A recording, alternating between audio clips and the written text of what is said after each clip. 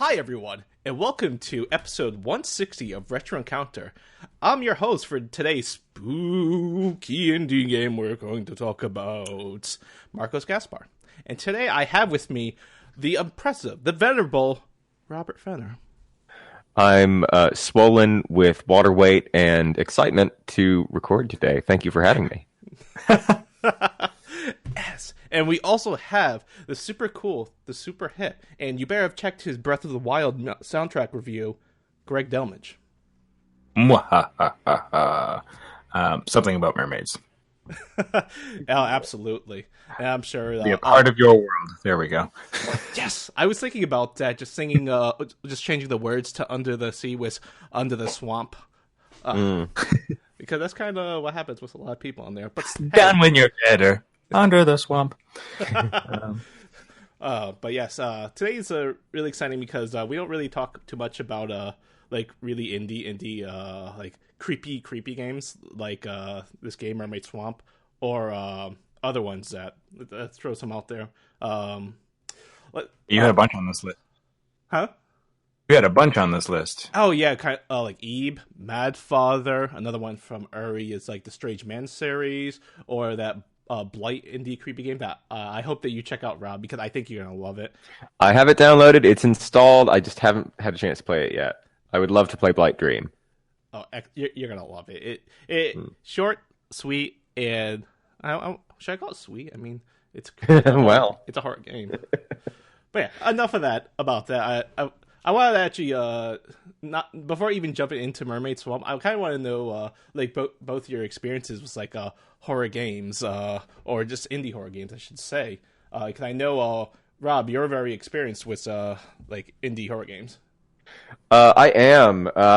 Horror games are probably one of my favorite genres. And since like the horror game is kind of few and far between nowadays, it's after its 90s renaissance and the many imitators to Resident Evil and Silent Hill, we don't get a whole lot of them, maybe like one or two a year, but we do get many more in the indie sphere.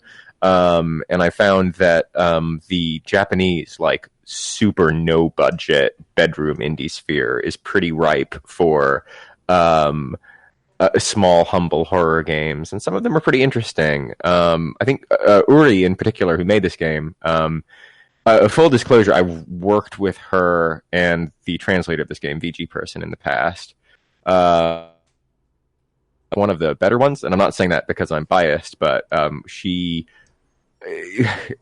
as we see in this game, she draws from a number of unique bits of source material and mythology to craft something spooky. So I'm excited that we picked this one to talk about today. That's neat. Yes, same. How about you, Greg?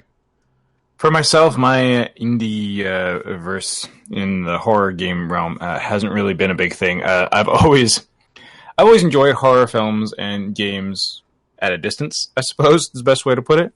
This was kind of a way for me to challenge myself in a sense. And when you were saying way back when you had the idea for this, and you were like, "Oh, let's do some horror indies," I was like, "Well, I've played Costume Quest."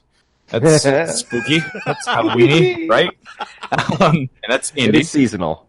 Yeah, and it was kind of, pseudo indie. I mean, it's Double Fine, but, whatever, wherever they stand.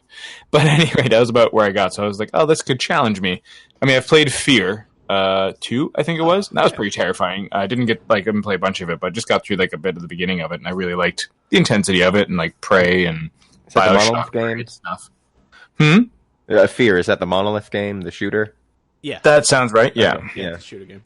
Yeah, it was, ages ago. And like Resident Evils and such. But yeah, I've never done anything like this, and which was a nice surprise kind of coming into, well, not only this engine, which I didn't even know existed until now, and it's very RPG Maker-esque. in its way, but with all the similar trappings, I'm assuming, and how it works and is made up. But just how much it drew me in, I found really surprising. So I'm very much new blood to this whole genre and idea of where all the... I didn't even know like there's a whole subset of all these games out there, right? So oh yeah, they are so popular on Tumblr. that is not shocking. So yeah, it was really nice coming into this, and yeah, that's cool. Yeah, absolutely. And like when you had mentioned Costume Quest, the first thing I thought was like, oh, this is going to be good.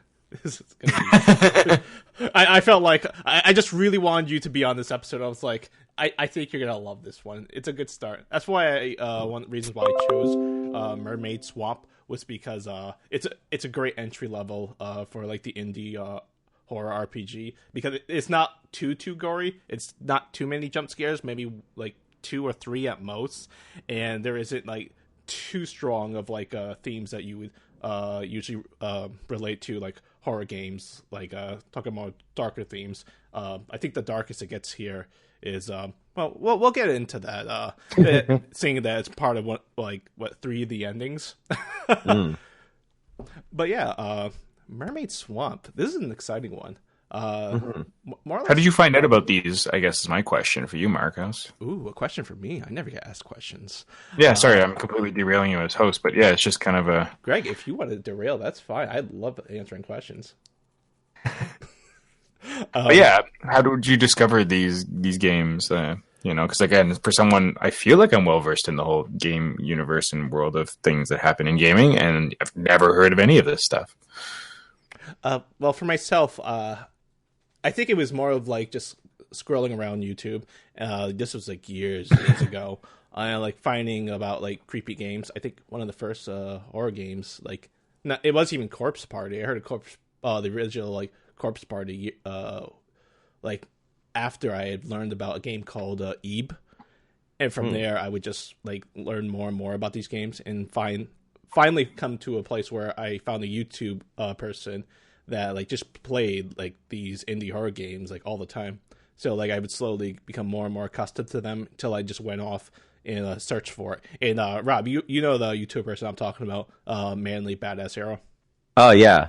One of the people who was also a voice actor in Uri's game, The Boogeyman, along with myself.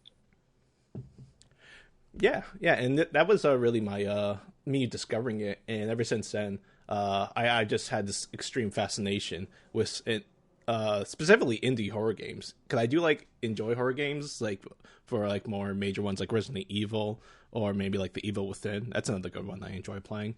But there's something about it that just it's heartwarming to me in this kind of weird, fascinating, and sick way. But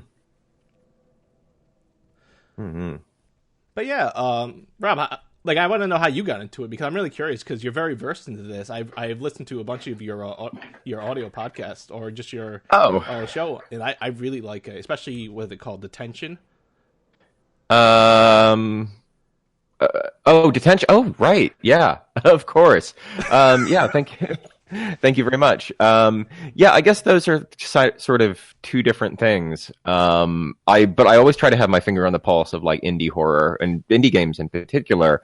I can't remember how I found this game in particular. I think it must have been when I was spending time on Tumblr, which I don't anymore. And I found a VG person who was, her shtick is she translates a whole bunch of no budget games. And I guess I must have found Mermaid Swamp through her page. She's got a lot of weird stuff that she's worked on and released for free, some of which you can buy at a pittance on Steam now. And this one in particular always just sort of stuck out at me. Yeah, that's good. Yeah, like that was one thing I found too on and Tumblr as well. I found a VG person. I was like, hey, this is a cool game. And then I think my favorite one that she's translated is the Japanese name is Moshi Moshi, or just Hello. Oh, that's the one that's set in one room, isn't it, with the phone? Yep. And there's like a bunch of different endings, but like the game ends incredibly fast. It's like, yeah, it could like be maybe a minute or two, or it could be like as fast as like 5 seconds. I seem to remember like opening a curtain and there's a big nasty face. It's been a long time since I played. Yes, you're right. it. But if you keep opening that same window, it eventually just turns to just like this drawing of a girl without a shirt on. And I was just like, what? Right. Okay. That was my first. I was like, what? Yeah. Why the heck not? But it there's always a really close link between like horror and sex, I find, at least in the North American audience stuff. There does seem to be, yeah. Not shocking. Yeah, I always think of the Michael Myers movies or like the Halloween movies. At least the one I saw. The first thing I noticed was like teenagers having sex and then the killer getting angry at them and then killing them. Which is also Friday the 13th. Oh, okay, maybe that's. Oh yeah, that's it too. So the moral. Camp Crystal Lake is basically just orgy camp, as the joke goes. So that's kind of the shtick of the 80s horror. It's punishment of promiscuity, especially punishment of young women. Yep, that makes sense. Well, I learn something new every day. That's fine.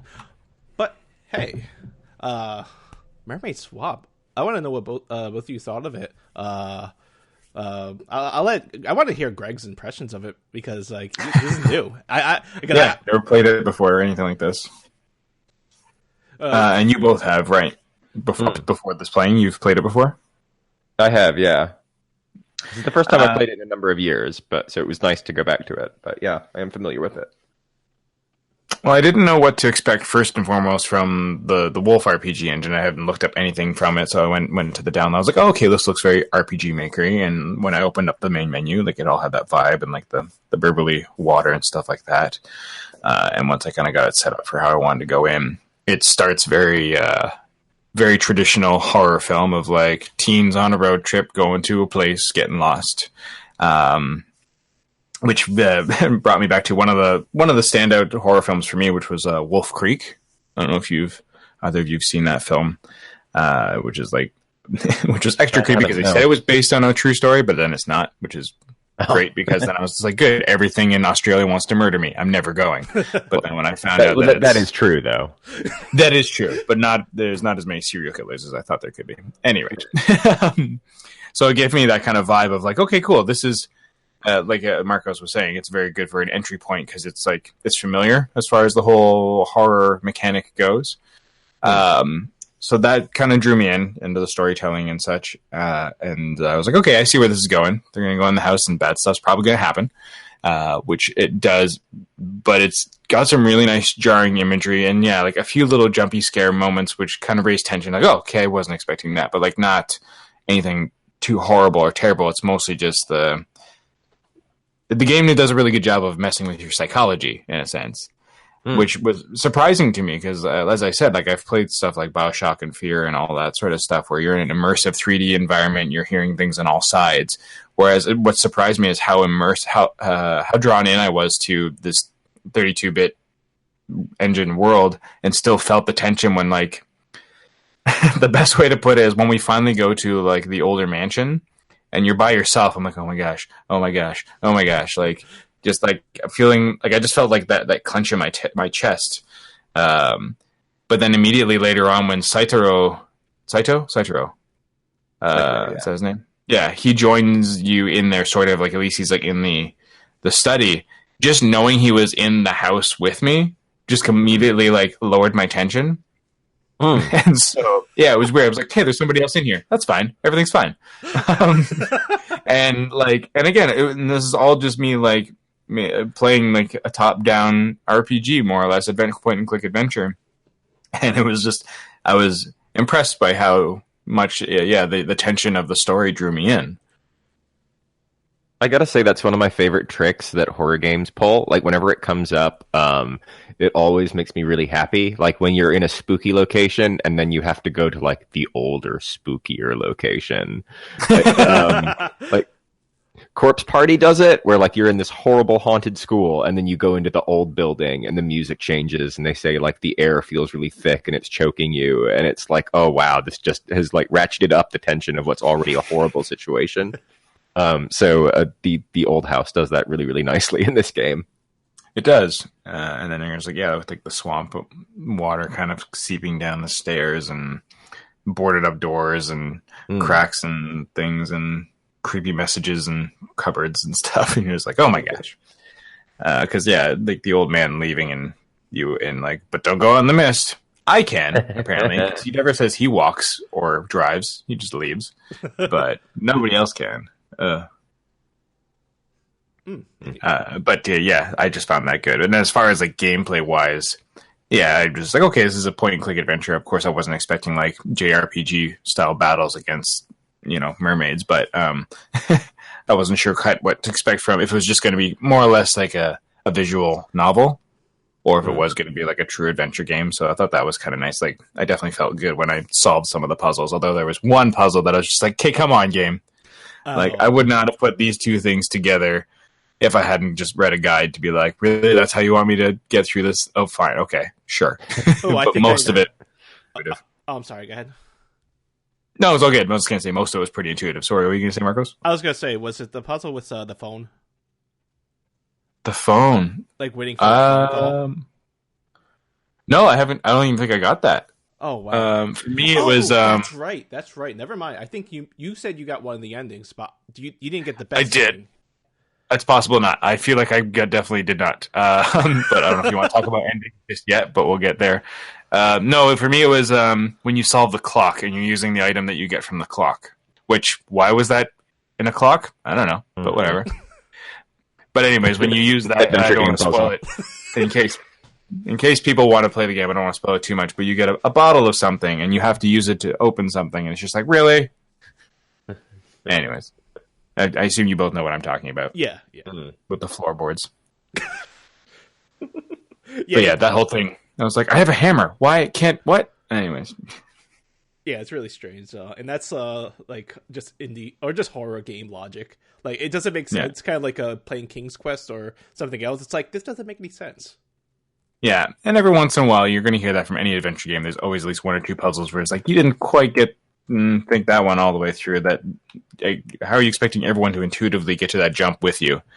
Where there was other ones where I was like, the kimono one. I was like, oh, I get this puzzle. I read that book. Okay, I get that. That's a fun puzzle. And like, and it's nice having Saitaro there too to kind of explain the uses of some things, because I feel like for some, like the Zodiac one, that might be intuitive to some people, whereas I would never have known that about the timekeeping thing.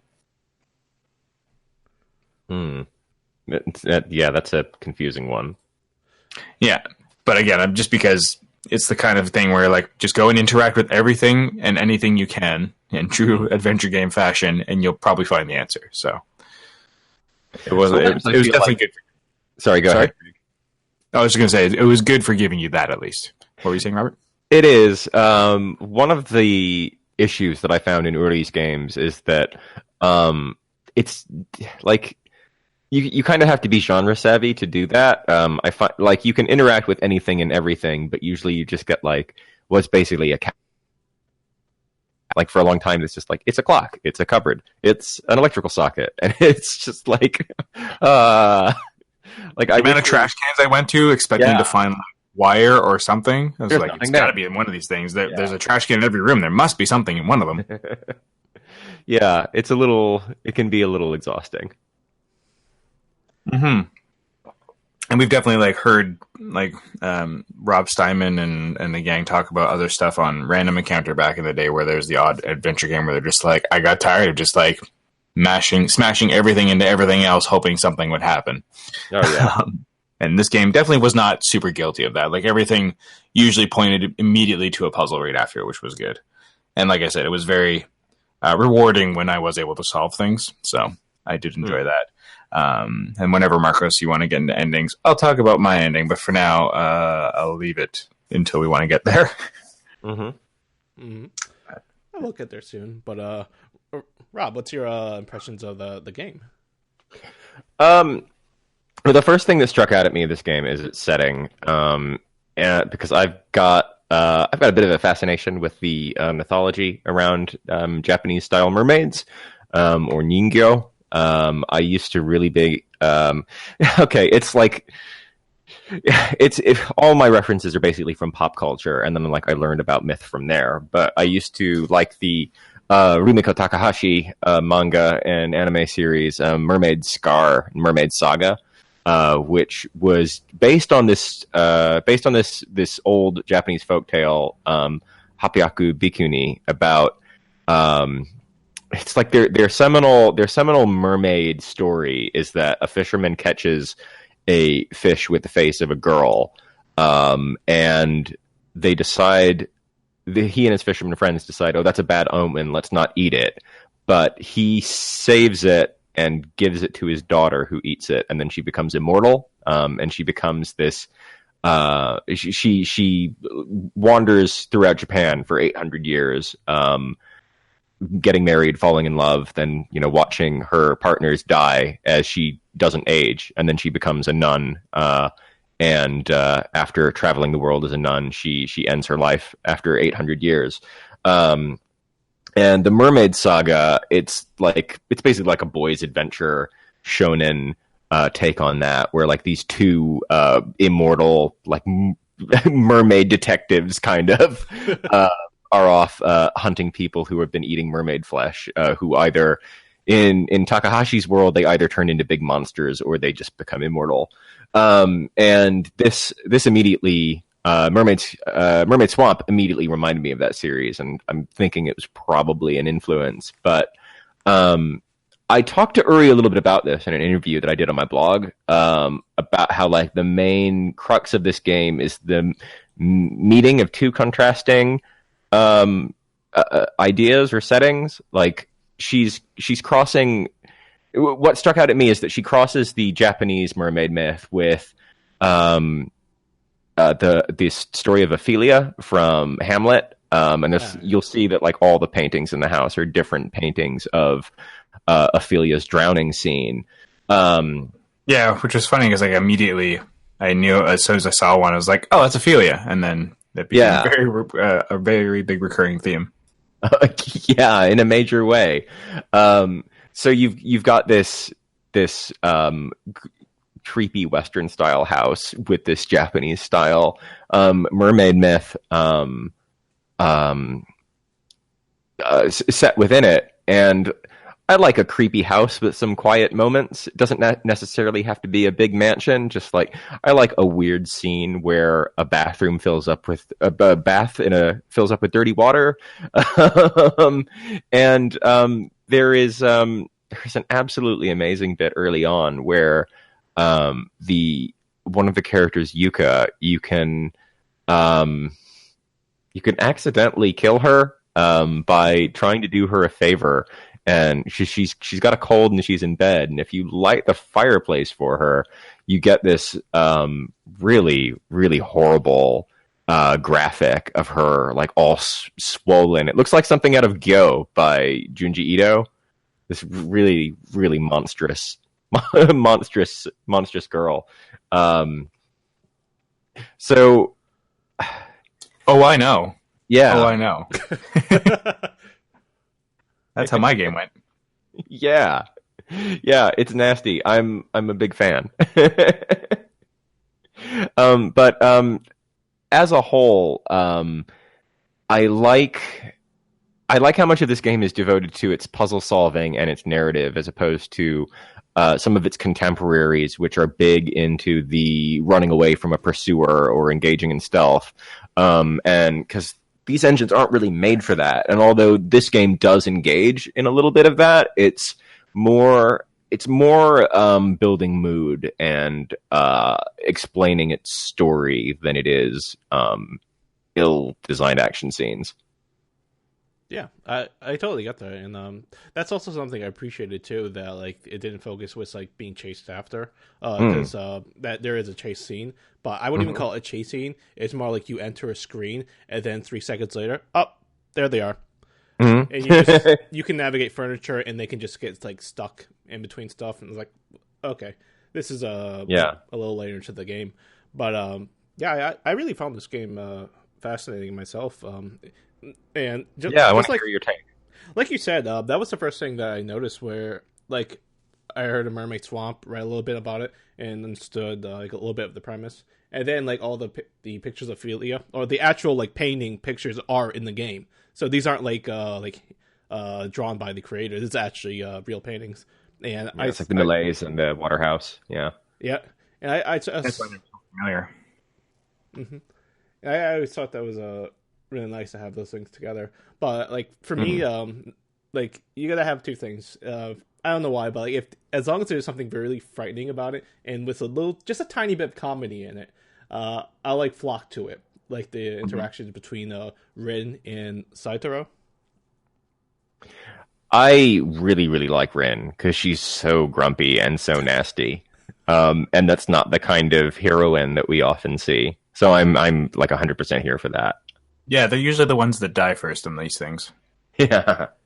The blonde bitch who just goes off about everything and is completely like entitled. They're usually the first to go down, and Rin is uses it as strength. It's not even a supporting character. It's you. It's great. Yep. Yeah. And like just it's just her aggression just gets like it escalates to the point where like depending on what ending you get, and usually this is the breaking point. Like the decision where she has to knock another character out of like this little, I guess I don't want to say spell, but like they're being controlled, and you would think, oh, they're about to attack me with a weapon. What do? Dodge it, or like you run out of time in case of the option, because it's like don't dodge it. Like, well, why would I do that? And then you find out don't dodge was the real answer.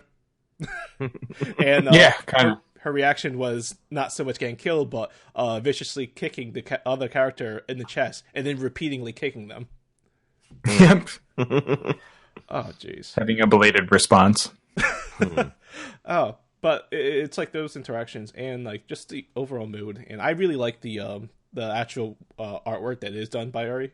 I just think that's really it. It really did creep me out when you first saw the scene of the. I'll just go ahead and say the mermaid thing haunting the house. Heck yeah! While they're in the basement, or rather, she's in the basement, and you get the still images one by one of like the wooden floor. Then you see the right arm, the other arm, and then nasty little feet and the slapping sounds. It was very it's very Akira. Yeah, it is. Oh yeah, yeah, like those like kind of like grotesque anime kind of figures. Mm-hmm. And just that build up, and I was like, "That's really well. That is such a good job on like such a simple engine like this." So like that's a good way to build horror, and just those kind of moments, kind of like put just a quick cold shiver down my spine. I was like, "Oh, I wonder if I'm gonna die, or if I chose the bad ending." Well, there's a reason. Like a lot of, I gave the game a lot of side eye as I was playing, because I would be going on and the tension would be building. I'm like, I'm just going to keep moving, but I'm also going to look out the window and what's the weather like today? Because then I won't be that scared if something suddenly happens. So... yeah. Good to keep one foot in reality. Keep one foot in reality. Yeah, exactly. Yeah. I mean, I didn't follow the rules of like you generally should have headphones on and stuff like that for horror, but I just wanted to get through it sane. Yeah, I can't begrudge you that. No, sure enough. So that's good. It builds its tension really nicely. And yeah, I didn't mention that, but the hand-drawn sequences right out the gate, I mean, you get exposed to them, but where they're kind of peppered throughout the game for some big momentous moments were really nice. Like, I mean, the most gruesome scene for me was after you light the fireplace. Yeah. What happens to Yuka there. But even then, that wasn't like too bad. As Marcos was saying, this one's pretty tame as far as its grotesque nature goes. I think that's one of her most grotesque images. I've played a bunch of her other games, and while a number of them veer into like super gory territory, I think that's the image that's really stuck with me of Yuka after the fireplace is lit and she's all swollen. I was talking about what happens after it stays lit. Yeah, that's what I mean. Oh, gotcha. Not as opposed to the bloated part, the aftermath. Yeah. Well, I see. I'm sorry. Well, when I said the game was tame with that, I was just comparing it to a bunch of other games. But yeah, this is actually well above Uri's other games, most definitely. Huh. Well, it wasn't that bad, I found. Honestly, the part that freaked me out the most was the old man eyes. Oh, the jump scares. Yeah, and it wasn't like most of the jump scares. I was like, oh, okay. But like that one was just like for some reason extra started. I'm like, creepy old man eyes. And I was just good. Oh, I was like, oh, yeah, it was weird. I don't know what it was about it. And then maybe it was just the idea that like the old man is watching you or whatever. But it was just so bizarre and just caught me off guard, I think. Well, yeah. One thing what plays during that like little jump scare is a little high pitched sound, and that gets me because there's no music playing in this game. It's very quiet. So when you hear a really high pitched sound with like a flashing image, it's like that's gonna scare me. Yeah, it's like a little static blip almost kind of thing. Just kind of stirs you. I think it's a daring move, and I don't know if it's because Uri just couldn't find a musician or any free source music that she wanted to use with this game. But I think a lot of games would benefit from using silence to punctuate its awful things. I recently finished Deathmark. I think the review for that is probably going up the same day as this podcast. And I felt like that game was at its strongest when it had no music at all. And sometimes when like it had a spooky song to accompany something spooky happening, I was like, this would be better if this song wasn't here. And I think Mermaid Swamp is a very, very strong case for sparing use of background sound. Yeah, that's one thing that like I mentioned like I wrote an essay back in college for one of my music history classes, and it was just about like horror music or just like horror games in general and their music that's used. And one of my parts, or like a big chunk of my essay, just focused in on the lack of music because it just has such an impact, especially when you only use sound effects, say like the grotesque sound effects of maybe flesh hitting a floorboard or just a heartbeat thumping in the back. Like these are natural things that like we can. Like a heartbeat thumping that we can hear ourselves in this quiet room, but when we see it in the game and just associate it with that kind of like horror element, it just becomes scary. There's actually been some sound designers are talking about some sound designers. They spent some time in an anechoic chamber where there is no sound, and they described how disquieting it is that you hear like the high-pitched sound of your nervous system and then just your pulse. So there is like no silence anywhere ever, even in like a soundless room. And I find that to be a really exciting idea. Yeah, that is intriguing because I don't know if anyone else has ringing in their ears constantly, but yeah. Yeah, it is a scary thing. I would really love to experience that. Like the quietest I've ever been is in a practice room inside of a music like over at my music department when I was in college. But like even then, like you would hear the walls jitter a little bit, and like you would hear like a ringing sound, like just a tiny one because there's a piano inside each practice room, and it's just all those small things I just think are really cool as well. Oh, like ambient, very slight reverberation of the strings. Interesting. Well, yeah, because what happens is because they try to soundproof it as best they can, because you're trying to practice in a room with that there's like maybe 10 rooms in that same hallway. And, okay, so you can like hear the okay. Yeah. Sorry, go ahead. No. That I'll just explain like the way the practice rooms worked at. This is at Rhode Island College. There's like a hallway, and there's I say 10, but there's probably like maybe 8 or something practice rooms, and each side has like this paneling of like something to like prevent sound from like leaking into the other room. I mean, you can't do that like perfectly. And the door to the actual practice room is like a heavy duty door, so it blocks out a lot of sound, but not all of it. But when you go there on the Saturday when no one's there and you just sit there quietly, and you like hear a little bit of movement with like the walls, say the windy day, or just like a big truck driving by. It's really cool. It's interesting. That is nice. And speaking of interesting, how about those endings? Well, for me, I definitely first ending that got me was saying yes to Saito's offer.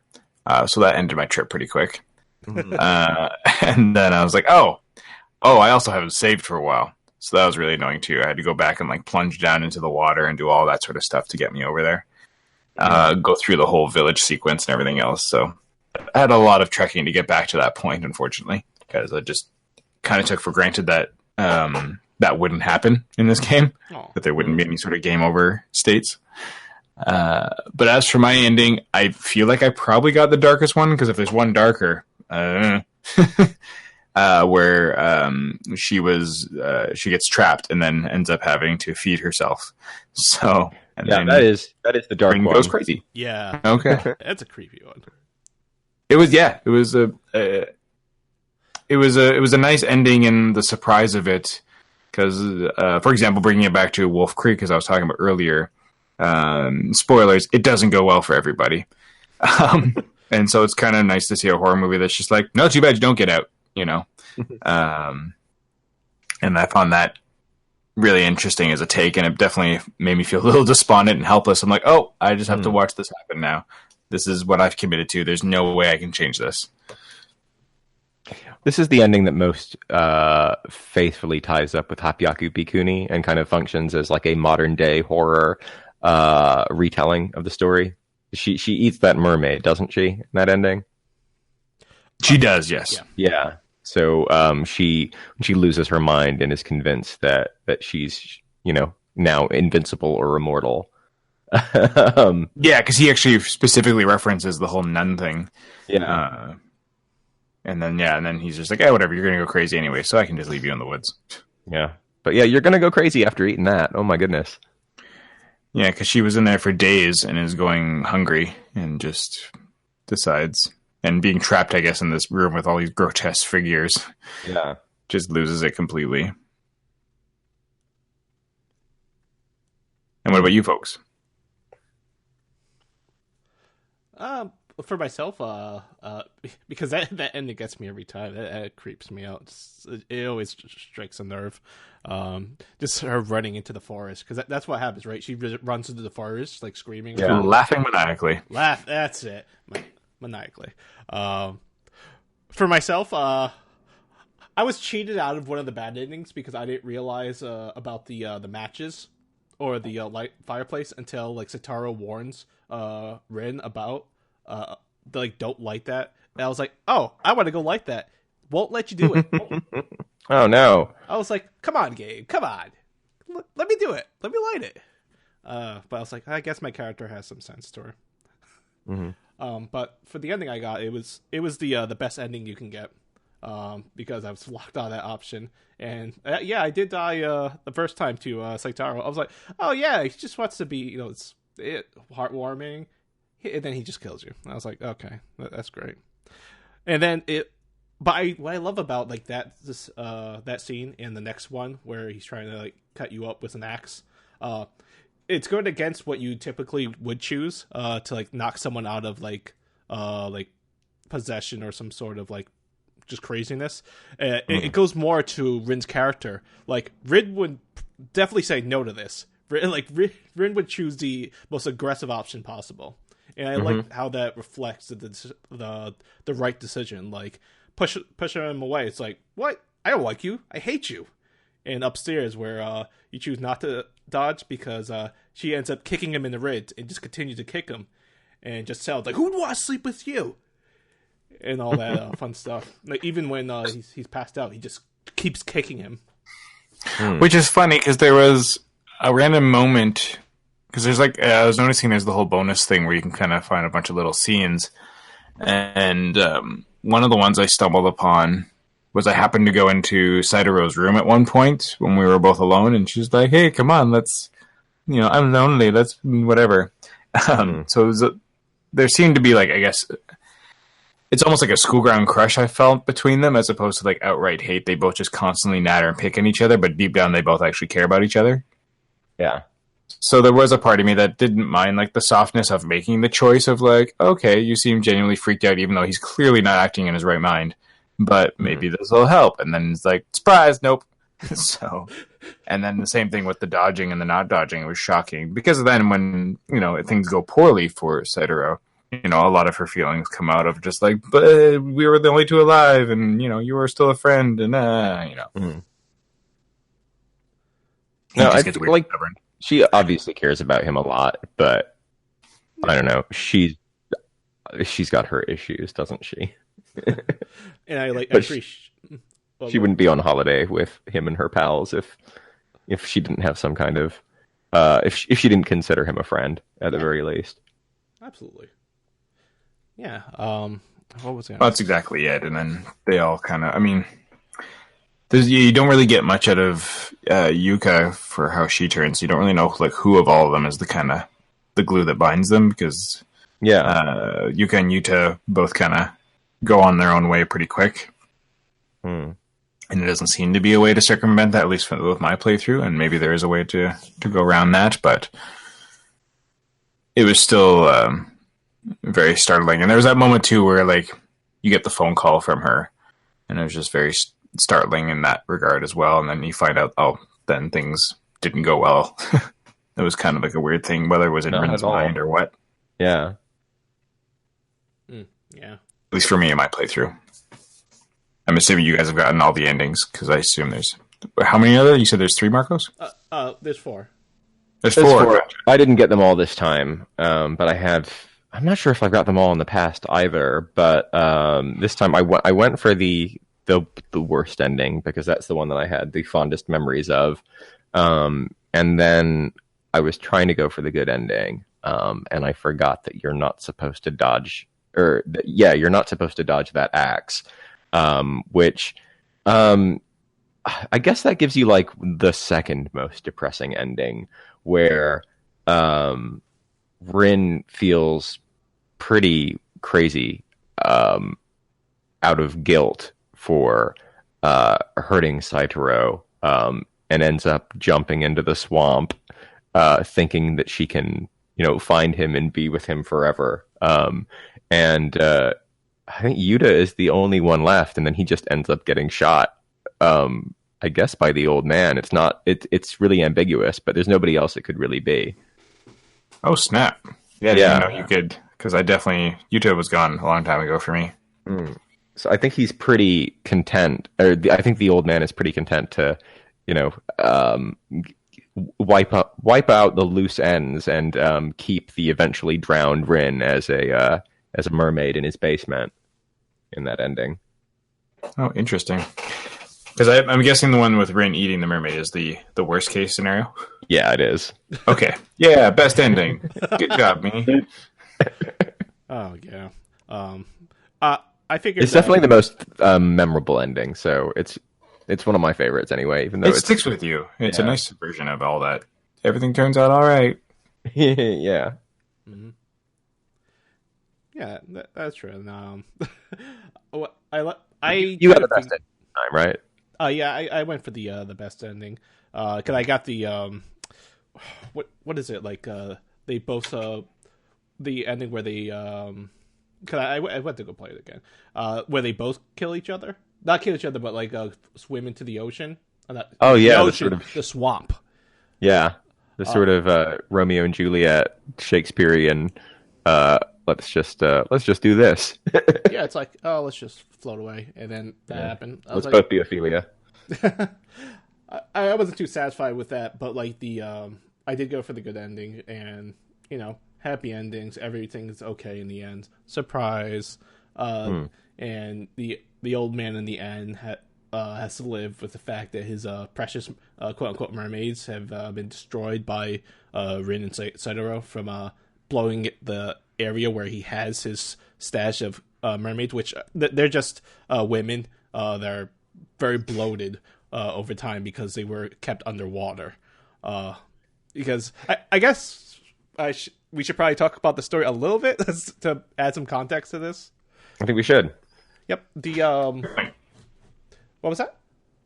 Good point. Yeah. More or less, what follows, like with the family that they're going to go up to, the old man's family. That's I guess a family of like men who absolutely love women underwater, or at least women in water, to the point of kidnapping them and putting them in like these big tanks that contain them. And you find love is an interesting word for it. Obsess over. There we go. Have a monomania over it. Kind of like Hector Berlioz with his fascination with a actress, but he was in love with the role and not the woman. Man, that turned out really bad for him. But yeah, they have this crazed like passion for these women underwater to the point of kidnapping them and putting them in these tanks. And you find little hints of like the story as you go by, especially like the way that the men find a way to preserve the women inside the water, like finding the notes about the I guess the flowers or the whichever like things about like was it germicide or something like that. There's like notes of these like the preservatives. Yes, yeah. Preservatives used to do this until you finally reach the ending where Greg was talking about eating the mermaid. It's inside of a room in underground of I think 5 tanks, and they're all filled with women. And yeah, it's like the beginning of Phantasy Star 4 in the bio lab, but with ladies. yeah. And this kind of like what foreshadows that room is a boiler room that's like outside the old mansion. It's like, why is this here? It doesn't make any sense. And you find out that boiler room is goes to that underground area where the women are kept, and it's to the point where well, let me back up a little bit. Sorry, storytelling's not my best forte. But what happened was in the past with the men is each generation like of male would could just continue this, and you even get like a glimpse of what happened with the old man's I believe it was his wife and kids who accidentally drowned, but at this point I would say murdered, because you see between the 2 kids, the girl and the boy twins. At least at first I thought they were girls, because one of the names was Chie and another one had a feminine, but then I realized like it's probably a girl, because one has a disgust of the mermaid or the woman in water, while the other one, the boy, has this like fascination over it. So you can see that it's going to just continue on to the next generation. So the mother tries to take away the children, and they just end up dying. And, everybody gets in on the action. Everyone gets their participation trophy. You participate in the curse. You participate in the curse. Everybody participates in the curse. Yeah, the kids thing was kind of a little eerie, and just how, how that all kind of went south. Yeah, and I thought it was I wouldn't say scary, but a little sad, just the way that like it just progressed, and eventually like finally getting to the ending where you destroy the fish tanks, the big tanks. The old man comes back towards the end, hands him a map, and like they ask him, like, "What are you gonna do now?" And his response is like, "Just grieve." Oof. Because he just knows no other way. It's an especially grim story because most of the damage is already done here. So, like, even a good ending for your characters is still like, wow, there was just a lot of quite torturous actions that went through long before this game even started. A lot of emotional trauma. Yeah. Yeah, and I was really confused, because I thought that the old man had done something to Yuka to make her blowed up like the girls inside the tanks. I was like, oh, he's probably getting her ready to put her in a tank. I thought that must have been the case the first time too. Yeah, and then you realize she just gets better at the end, and then everything acts as a happy ending. Or at least that she can. Yeah, that was probably traumatizing for her. But yeah, that was my experiences with Mermaid Swamp and like just the best ending. I really enjoyed it. It was short, and I personally would like to see like another one like this, following like other I guess like myths combined together, or like different cultures like that. Mm-hmm. I always like the idea of a modernized myth, especially one that kind of makes it a little bit haunted and grotesque, while taking like the outline and taking it to its logical conclusion and making it into something that's very literal and very uncomfortable. And I think this game really excels really, really nicely at achieving that. I would agree with that. One random thing I do want to say to it is, why does Rin abandon everything that she uses? It's like, I could defend myself with this knife I used to cut with a pillow, or I could just leave it here in the bed. I could defend myself with this hammer, or I could just leave it here. Like, I mean, I guess it gets heavy, but it's just, well, everything that could be weaponized is one of those classic, like, horror movie tropes where you're, like, yelling at the screen, like, keep it, you idiot! You know? I think Rin knows that her true power comes from her fists. Apparently. As I've discovered. Yes, or her feet. Yeah. Yeah. But yeah, that's some good Halloween flavor that folks can definitely find and get in on if they want to get into the spoopy mood. And it's absolutely free. Night. Yes. Yeah, it is. Yes, it is available online for free. So if you like creepy things, folks, this is definitely a good starting point. Like I said, not too gory, not too many jump scares, and it's a good start into this genre of horror games. I think all you like will really enjoy it if you like scary things, or even like mildly scary things. It's not going to give you a heart attack. Mm-hmm. Yeah, if you like that little bit of an adrenaline rush, like this, that little bit of a thrill seek, it definitely covers that for you. But it's genuinely weird too, which I really appreciate. Mm-hmm. And the nice thing about this, by comparison to, say, a film, is you as the player have control.